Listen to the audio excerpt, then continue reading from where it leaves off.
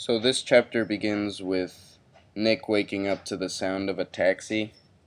So he rushes outside just to make sure that Gatsby doesn't leave because Nick feels that he has to tell Gatsby something. Then Gatsby and Nick begin to talk, and Gatsby tells Nick the whole story about him and Daisy 5 years ago, and how when he came back, Daisy was married to Tom already. We leave Gatsby and Nick with Nick agreeing to meet Gatsby later in the day for a dip in the pool. This is ironic because Gatsby hasn't used the pool all summer, and he's using it the last day, which doesn't make very much sense. Later we go to George Wilson. He's talking to Michaelis, and he's kind of in a loopy state. He's talking about his wife, and I don't know about you guys, but it's been pretty hard to follow along with how much the scene changes in this book. And as the chapter ends, it ends with Gatsby hanging out in his pool with George Wilson coming down the block toward his house.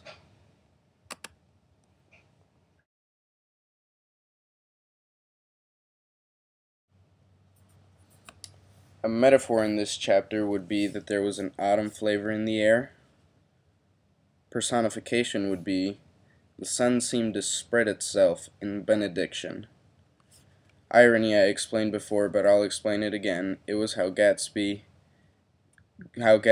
first dip in the pool was in the last days of summer. A simile would be Jay Gatsby had broken up like glass against Tom's hard malice. Then some symbolism we see in the chapter would be Gatsby using the pool because it's him taking advantage of something that's always been there, like him taking advantage of Daisy always being there but finally making a move.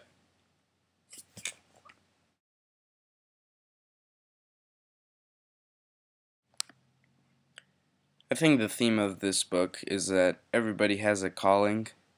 Everybody has something they're good at. They just have to find it. Like Gatsby's calling was always falling in love with Daisy. That's what he was destined for. That's what he always wanted. And Nick's calling was the West, because even though he moved to the East in search of something new, he knew his true home was in the West. Those are just a few examples of the theme.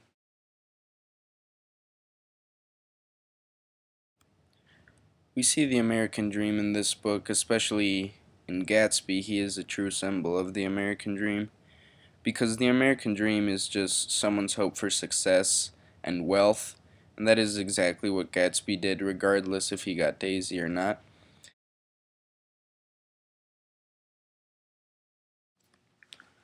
If I would have made an alternate ending to this book, I would have made it awesome.